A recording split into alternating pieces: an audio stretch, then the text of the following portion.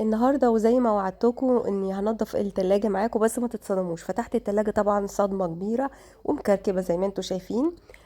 هبتدي بقى ان انا اشيل كل حاجة في التلاجة على الارفف، وهطلعها بره التلاجة، وهنبتدي بقى ننضف التلاجة بتاعتنا المكركبة دي.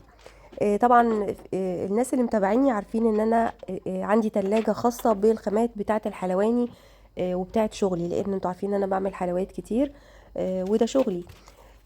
وزي ما انتوا شفتوا من شوية علبة الشوكولاتة السنيكرز اللي انا لسه عاملاها معاكم من كام يوم. فالتلاجة دي بس لخامات الحلواني، وكنت مشغولة الأيام اللي فاتت وبصور وعندي مشاوير كتير، فكنت مهملة التلاجة دي جدا. كل ما اشتري حاجة أحط وأكركب، أعمل وصفة أحط وأكركب وما بوضبهاش خالص. فقلت لما اوضبها معاكم علشان اعمل كده زي فيديو تحفيزي للناس اللي عايزة تقوم تروق التلاجة او تروق اي حاجة في المطبخ، وتكون سهلة عليها وتنشطها يعني. الدرج ده فيه دقيق، الدرج التاني ده فيه برطمانات صلصة اللي انا كنت عاملاها معاكم من اسبوع تقريبا. ما كانش عندي مكان فاضي في المطبخ بره التلاجة يعني، فحطيت شوية بره التلاجة والباقي حطيته في الدرج بتاع التلاجة.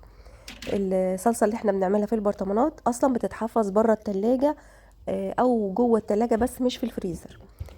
بعد كده بقى زي ما انتوا شفتوا نضفت بفوطة مبلولة. نضفت الارفف بتاعة التلاجة، وهنضف كمان الجسم بتاع التلاجة من جوه. وهفصل طبعا الفيشه لان كنت لسه حاطه فيشه التلاجة بس عشان تنور، بس هشيلها بعد شويه عشان غلط ان احنا نفتح التلاجة ونفضل فتحي سايبين يعني الفيشه بتاعتها في الكهرباء. بنضف كده التلاجة بفوطه مبلوله، فوطه بس مبلوله ميه، ما فيهاش اي يعني حاجه تانية. وكمان شطفت الارفف دي ونشفتها كويس، ونشفت التلاجة عشان ما تكونش مندية ولا مبلولة، نشفتها كويس جدا بفوطة ناشفة. وبعدين برص بقى الادراج والارفف بالشكل ده كده. ودي بقى تشجعني ان انا انضف وارص التلاجة كويس. خلاص هحط بقى الخامات بتاعتي الموجودة. طبعا في حاجات ناقصة عندي كتير عايزة اجيبها. حطيت الاول الكريم شانتيه دي الاسبونج والكريمة اللباني والحاجات دي كلها، وبعدين البرطمانات او العلب بتاعت الكريمه، سواء بقى كريمه الفستق، كريمه اللوتس، كريمه البندق. يعني الحاجات اللي انا بستخدمها في شغلي كلها بتكون في التلاجة دي. تحت بقى بحط الشوكولات شيبس والسبرينكل، وحاطه كل حاجه في برطمانات. وعايزه اجيب برطمانات تكون كلها شكل واحد علشان تكون التلاجة شكلها حلو. فان شاء الله هبتدي اجيب برطمانات تانية. وبعد ما رصيت الحاجه جبت بقى حبيبه قلبي بقى الشوكولاته دول بس اللي اتبقوا منها، واحطها في التلاجة. وفي الدرج ده برضو بحط الدقيق. والدرج التاني تعالوا نشوف هنحط ايه. ده بقى جوز هند وباستري كريم، وده اكياس الدقيق اللي هي مفتوحه، وكمان شوكولاته اللي هي الشوكولاته الخام البيضه واللي بالحليب، وبسكوت. يعني الحاجات اللي انا بستخدمها.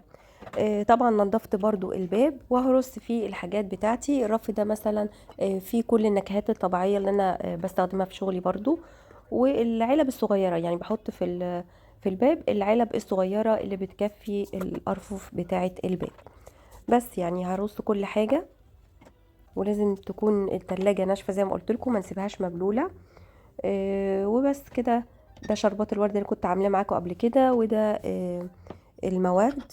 ودي الشوكولاته الفارماسيل والسبرينكل برضو بس برطمانات كبيره.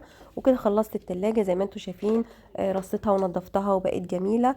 وكده خلاص. يا رب يكون الفيديو ده عجبكم. طبعا زي ما انتم عارفين ان دي التلاجة الخاصه بالشغل بتاعي، مش تلاجة اللي فيها حاجات المطبخ يعني الجبن والحاجات دي واحده تانية. استنوني بكره ان شاء الله. رشا الشام.